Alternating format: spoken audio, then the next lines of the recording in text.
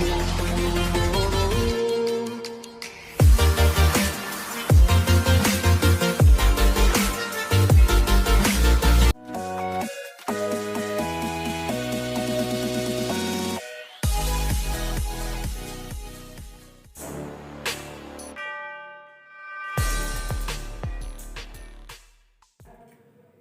दोस्तों, हमारा YouTube channel study talk में आपका स्वागत है।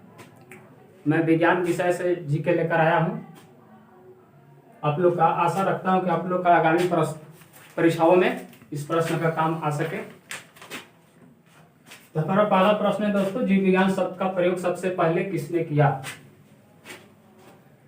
तो समझिए कि एक दोस्तों से इस प्रश्न को पूछे कि जीव विज्ञान शब्द का प्रयोग सबसे पहले किसने किया। वो दोस्त ने बोले कि अरे यार क्या लबर लबर करते हो, माइंड में ट्रेबल हो रहा है। इसने कहा क्या, मैं तो प्रश्न ही पूछा भाई, आपका क्या ट्रेबल हो रहा है? अरे भाई मैंने तो उत्तर ही दिया, आप क्यों नहीं समझ पाया? सच? अरे सच तो भाई बताओ। तो लबर लबर का मतलब हो गया लयमार्क तथा ट्रेबल का मतलब ट्रेविरेनस।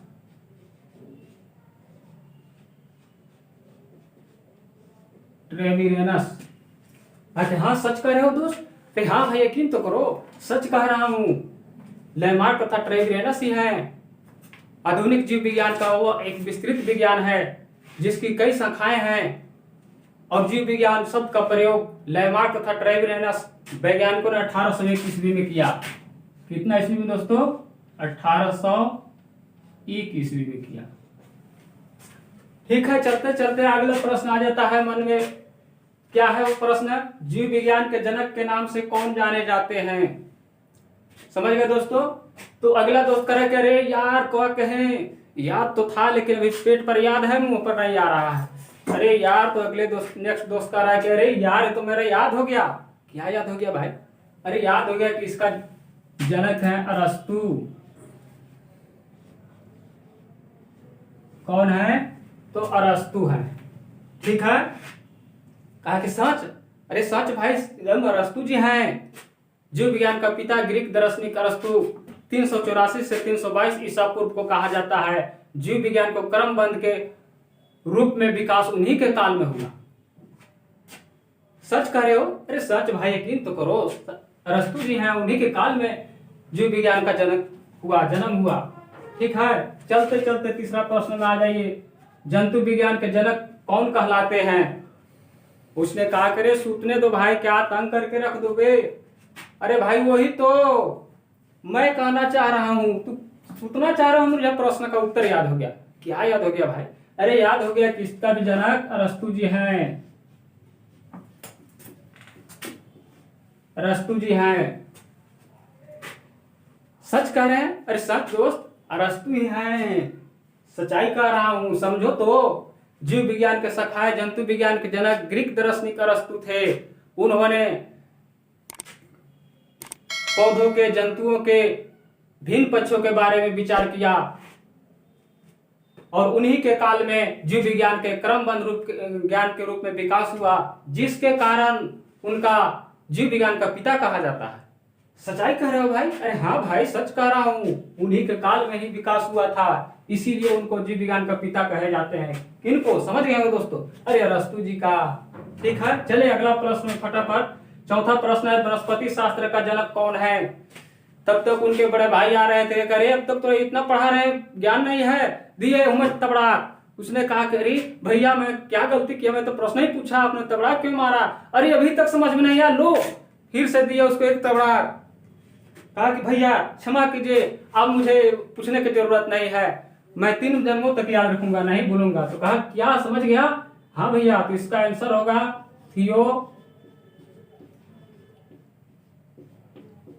थियोफ्रास्टस। कहा कि हाँ ठीक है समझ गया। हाँ भैया समझ गया, इसका आंसर थियोफ्रास्टस होगा।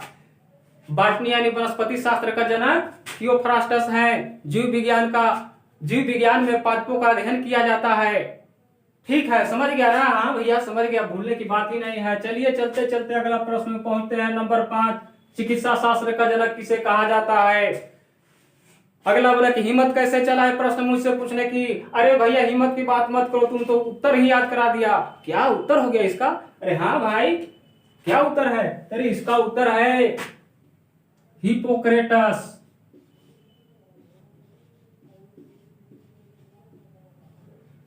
हिपोक्रेटस।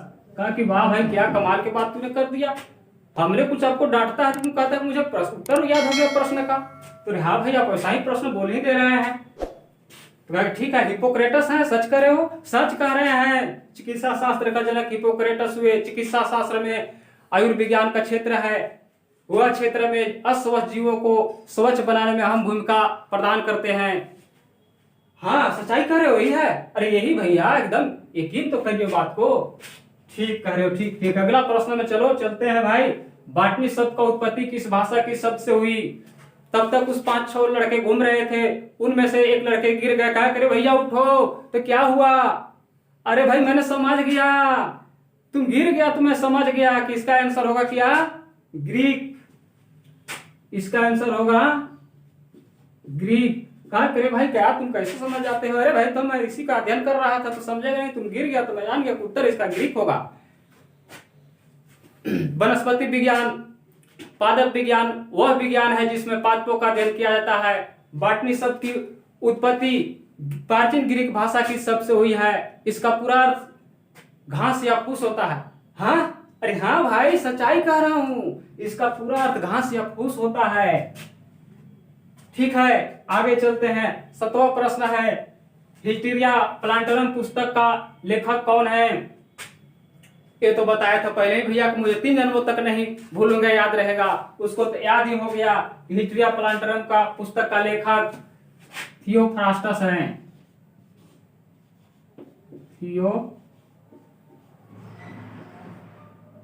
थियोफ्रास्टस है। तो थियोफ्रास्टस ग्रीस देश के प्रसिद्ध दार्शनिक तथा प्रकृतिवादी थे।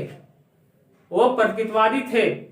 उनका जन्म ईसा पूर्व 372 से लेजर्स नामक एरेसेस नगर में हुआ था, जिनका मृत्यु ईसा पूर्व 287 ईस्वी में हुआ।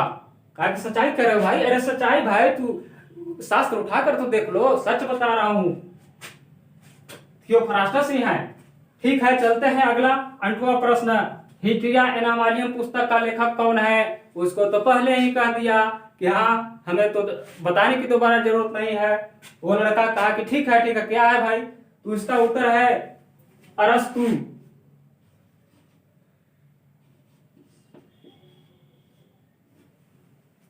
अरस्तु जी है। हिस्टीरिया एनामालियम पुस्तक का लेखक कौन है? तो अरस्तु जी हैं। अरस्तु 384 से 322 ईसा पूर्व यूनानी के दार्शनिक थे। वे प्लेटो के शिष्य सिकंदर के गुरु थे। उनका जन्म एस्टेगोरिया नामक नगर में हुआ था और वे अपने समय में भौतिक अध्ययन, आध्यात्मिक कथा और नाटक, तर्कशास्त्र, राजनीतिक शास्त्र, नीति शास्त्र ये सब का रचनाएं किए थे और अपने गुरु के कार्यों को आगे तक बढ़ाने का कार्य किए थे, जिसके कारण उनको दार्शनिक में एक महान दार्शनिक माना जाता था। समझ गए? सच्चाई कह रहा हूं, समझ गए कि क्या नहीं? या हाँ समझ गए भाइयों कि ठीक कह रहा है अरस्तु जी, दार्शनिक में एक महान दार्शनिक थे। ठीक है आगे चलते हैं। 9वां प्रश्न है, चिकित्सा शास्त्र में विद्यार्थियों को किसकी शपथ दिलाई जाती है? इसका प्रश्न तो खुद पहले ही समझ चुके कि उसने कहे कि मैं आगे तक भी नहीं भूलूंगा। इसका उत्तर सही होगा हिपोक्रेटस। हिपोक्रेटस है इसका उत्तर दोस्तों। तो हिपोक्रेटस का शपथ ऐतिहासिक चिकित्सकों एवं चिकित्सा व्यवसायियों को दी जाती है। यह भी माना जाता है कि चिकित्सा शास्त्र में हिपोक्रेटस के द्वारा ही लिखी गई है और इस शास्त्र का भाषा भी औनिक ग्रीक भाषा में लिखा गया है। सच्चाई कर रहे हो? सच्चाई भाई एकदम सच है, आप यकीन तो कीजिए। अगले चलिए प्रश्न देखिए। जीव विज्ञान, जीवधारियों के अध्ययन के विज्ञान किस नाम से जाने जाते हैं? इसमें सही उत्तर आता है दोस्तों। ऐसे इसमें कहा है कि जीवधारियों कहा जा रहा है, इससे भी समझ सकते हैं कि जीवधारियों के अध्ययन के विज्ञान को किस नाम से जाने जाते हैं। जीव मतलब हुआ कि इसका आंसर सीधी सीधी जीव विज्ञान।